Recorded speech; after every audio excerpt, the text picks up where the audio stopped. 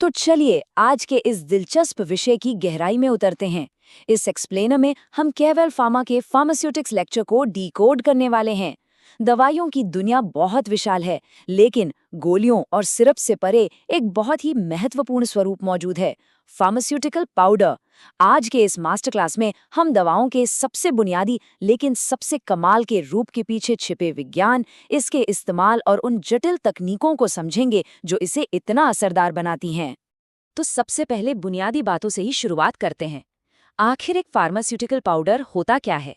अगर आसान भाषा में कहें तो यह दवा का एक ठोस डोज फॉर्म है, यानी कोई तरल या गैस नहीं बल्कि पूरी तरह से ठोस। इसकी सबसे बड़ी खासियत यह है कि यह हमेशा सूखे और बेहद बारीक कणों यानी फाइन पार्टिकल्स के रूप में होता है। और मज़े की बात यह है कि इनका उपयोग केवल त्वचा पर बाहर से लगाने के लिए ही नहीं, बल्कि दवा के रूप में शरीर के अंदरूनी हिस्से के लिए भी किया जाता है। इस पूरे विषय पर महारत हासिल करने का हमारा आज का फॉर्मूला कुछ इस प्रकार रहेगा। हम शुरुआत करेंगे मूल अवधारणाओं और इसके फायदे नुकसान से। फिर हम डिवाइडेड और बल्क पाउडर्स के प्रकार देखेंगे, स्थिरता से जुड़ी समस्याओं को समझेंगे और अंत में जियोमेट्रिक डाइल्यूशन की उस मास्टर तकनीक को डिकोड करेंगे जिस पर बहुत कुछ निर्भर करता है। चलिए सबसे पहले इसके फायदे और नुकसान के बीच के संतुलन को समझते हैं। देखते हैं कि चिकित्सा की दुनिया में पाउडर्स का व्यावहारिक इस्तेमाल कैसा होता है। एक तरफ पाउडर्स का सबसे बड़ा फायदा ये है कि तरल पदार्थों की तुलना में ये अत्यधिक स्थिर होते हैं। क्योंकि इनमें नमी नहीं होती, इसीलिए बैक्टीरिया पनपने का खतरा ना के बराबर रहता है। इसके अलावा चिकित्सक मरीज की ज़रूरत के हिसाब से इसकी डोज को आसानी से कस्टमाइज कर सकते हैं। लेकिन वहीं दूसरी तरफ इसका एक बहुत बड़ा नुकसान है, इसका कड़वा और भयानक स्वाद। इसके साथ ही तरल पदार्थों की तुलना में इनका असर थोड़ा धीमा होता है, क्योंकि शरीर में जाने के बाद पहले इन्हें घुलना पड़ता है। अब बात करते हैं सटीक डोजिंग की, यानी डिवाइडेड पाउडर्स की। इस पहली प्रमुख कैटेगरी को थोड़ा ध्यान से समझते हैं। नाम से ही जाहिर है, डिवाइडेड पाउडर्स वो होते हैं जिन्हें एक बड़े पाउडर बैच से निकालकर छोटी छोटी बिल्कुल सटीक यूनिट्स में बांट दिया जाता है, जैसे 500 मिलीग्राम के वो छोटे छोटे पैकेट। ऐसा इसलिए किया जाता है ताकि सेवन करने के लिए एक सुरक्षित मात्रा तय रहे। ये मुख्य रूप से दो प्रकार के होते हैं, सिंपल पाउडर्स जिनमें केवल एक ही मुख्य दवा होती है, और कंपाउंड पाउडर्स जिनमें एक से अधिक दवाएं शामिल होती हैं। इसे एक उदाहरण से समझते हैं जो इस अंतर को बहुत ही शानदार तरीके से स्पष्ट करता है। सिंपल पाउडर में केवल एक ही घटक होता है, जैसे कि सिर्फ 300 मिलीग्राम एस्पिरिन, बस। लेकिन कंपाउंड पाउडर एक जटिल मिश्रण है, एक मल्टीटास्कर। उदाहरण के लिए एपीसी पाउडर, जिसमें 300 मिलीग्राम एस्पिरिन, 150 मिलीग्राम पैरासीटामोल और 50 मिलीग्राम कैफीन को एक साथ मिलाया जाता है ताकि एक व्यापक प्रभाव मिल सके। छोटे पैकेट्स की दुनिया से बाहर निकलते हैं और एंट्री करते हैं द बिग लीग्स में, यानी बल्क पाउडर्स, जो बड़ी मात्रा में इस्तेमाल के लिए होते हैं। यहाँ वैरायटी की सचमुच कोई कमी नहीं है। त्वचा की सफाई के लिए डस्टिंग पाउडर्स, पानी में घुलने वाले एफोवेसेंट पाउडर्स, दांतों की सफाई के लिए डेंटिफ्रिसेस, शरीर की गुहाओं में पहुंचाए जाने वाले इंसफलेशंस और डाउच पाउडर्स, और यहाँ तक कि नाक के जरिए लिए जाने वाले स्नफ्स। ये सूची काफी लंबी और विविधतापूर्ण है। इन सब में एफरवेसेंट पाउडर्स के काम करने का तरीका सबसे दिलचस्प है। ये कुछ वैसा ही है जैसे किसी चीज को उबालने से पहले उसे फ्राई करना। लैब में इसे गर्म करके दानेदार रूप में बदला जाता है।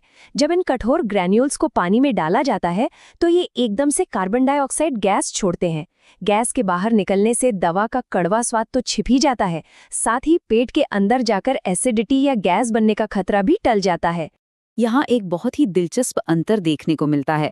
इंसफ्लेशंस के लिए एक खास पंप डिवाइस की जरूरत होती है जो पाउडर को शरीर के अंदरूनी हिस्सों तक धकेलती है, जैसे कि एनेस्थीसिया देने में। जबकि दूसरी ओर स्नफ्स सीधे तौर पर नथुनों से सांस के जरिए खींचे जाते हैं, बिल्कुल एक अस्थमा इनहेलर की तरह। लेकिन रुकिए, इस पूरी कहानी में कुछ विलेंस भी हैं, वो पर्यावरणीय खतरे जो पल भर में अच्छी खासी दवा को बर्बाद कर सकते हैं। आइए देखते हैं कि पाउडर की स्थिरता को क्या खतरे हैं। पहला खतरा आता है एफ्लोरेसेंट पाउडर्स के रूप में। ये वो पाउडर्स हैं जो हवा के संपर्क में आते ही अपना अंदर का पानी खोने लगते हैं। मतलब ये खुद को ही खतरनाक तरीके से डिहाइड्रेट कर लेते हैं और पूरी तरह सूखकर अपनी मूल संरचना बदल लेते हैं।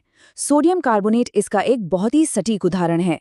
दूसरा खतरा पहले वाले का बिल्कुल उल्टा है, हाइग्रोस्कोपिक पाउडर्स। ये किसी स्पंज की तरह बर्ताव करते हैं। आसपास की हवा से ये इतनी तेजी से नमी सोखते हैं कि पूरा का पूरा सूखा पाउडर चिपचिपा और एकदम खराब हो जाता है। अमोनियम क्लोराइड इसी तरह से बर्ताव करता है। और ये तीसरी समस्या तो विज्ञान के किसी चमत्कार या जादू जैसी लगती है, यूटेक्टिक मिक्सचर। सोचिए, दो बिल्कुल सूखे पाउडर्स को मिलाया गया और जैसे ही वो एक दूसरे को छूते हैं वो पिघलकर लिक्विड बन जाते हैं। ऐसा इसलिए होता है क्योंकि दोनों मिलकर एक दूसरे का गलनांक यानी मेल्टिंग पॉइंट गिरा देते हैं। मेंथॉल और थाइमोल को मिलाने पर ठीक यही अजीबोगरीब रासायनिक प्रतिक्रिया होती है। खैर, अब आते हैं इस मास्टर क्लास के ग्रैंड फिनाले पर, एक ऐसी मास्टर तकनीक जिस पर पूरी फार्मेसी टिकी है, जियोमेट्रिक डाइल्यूशन। यहाँ एक बहुत ही क्रिटिकल सवाल खड़ा होता है। मान लीजिए कोई दवा इतनी पावरफुल है कि उसका एक छोटा सा कण ही काफी है। अब उस जरा सी दवा को एक बहुत बड़े फिलर पाउडर के साथ बिल्कुल एक समान रूप से कैसे मिलाएंगे? ये बिल्कुल किसी बड़े से बर्तन में बन रहे खाने में एक चुटकी बहुत ही तेज मसाले को ऐसे मिलाने जैसा है कि हर बाइट में स्वाद बिल्कुल बराबर आए। इस गणितीय चुनौती को जरा ध्यान से समझते हैं। हमें कुल 1000 मिलीग्राम का मिक्स तैयार करना है। इसमें हमारी मेन दवा है सिर्फ 100 मिलीग्राम और बाकी का 900 मिलीग्राम सिर्फ एक डाइल्यूएंट यानी फिलर है। अगर इसे सीधे एक साथ मिला दिया जाए तो दवा समान रूप से नहीं फैलेगी, जो घातक साबित हो सकता है। चलिए देखते हैं कि ये क्रमिक प्रक्रिया कैसे आगे बढ़ती है। सबसे पहले 100 मिलीग्राम दवा में ठीक 100 मिलीग्राम ही डाइल्यूएंट मिलाते हैं। टोटल मिक्स हुआ 200 मिलीग्राम। इसके बाद इस 200 के मिक्स में और 200 मिलीग्राम डाइल्यूएंट डालते हैं, जिससे ये 400 हो जाता है। अगली बार 400 में 400 और डाइल्यूएंट मिलाते हैं, जो 800 बन जाता है। और अंत में बचा हुआ 200 मिलीग्राम डालकर पूरे 1000 मिलीग्राम का मिक्स तैयार हो जाता है। इसी ज्योमेट्रिक तरीके से ये सुनिश्चित होता है कि दवा का एक एक कण पूरी तरह समान रूप से फैल चुका है। इस पूरे विषय को समझने के बाद ये सोचने वाली बात है, अगली बार जब कोई छोटा सा साधारण सा दिखने वाला पाउडर किसी दर्द या बीमारी से तुरंत राहत दिलाए, तो एक पल के लिए जरूर सोचना कि उस एक महीन कण को इतना असरदार और सुरक्षित बनाने के लिए लैब में कितने सटीक कदम उठाए गए होंगे। फार्मास्यूटिकल पाउडर्स केवल एक दवा का रूप नहीं है, ये सटीकता और विज्ञान का एक बेहतरीन उदाहरण है। और यहीं पर हम